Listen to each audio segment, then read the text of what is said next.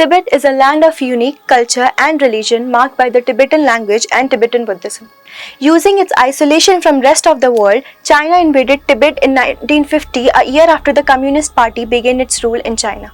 Tibetans were forced to sign a 17-point agreement for peaceful liberation of Tibet in 1951, which was used as a legal document to validate its illegal occupation. Knowing well that this is not sufficient, China pushed to recognize Tibet to be historically a part of China by committing numerous human rights violations on Tibetan.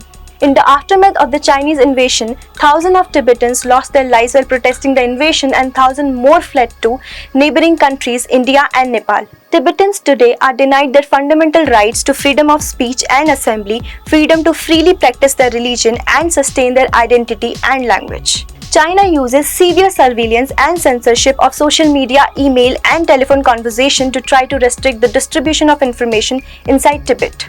Forced abortion, sterilization of Tibetan women, and transfer of low-income Chinese citizens threaten the survival of Tibet's unique culture. China has utilized economic incentives and forcefully relocated nearly 2 million Tibetan nomads from their ancestral homelands to metropolitan areas. Without the skills to obtain work in an urban environment, Tibetans today face poverty, unemployment, and social exclusion. Since 1959, the Chinese government has removed over $54 billion worth of timber and over 80% of their forests have been destroyed.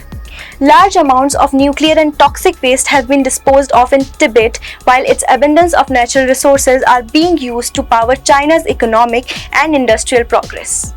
Tibet is important as it can be used as a catalyst for change in human rights, women's rights, and political, religious, and cultural freedom across the globe.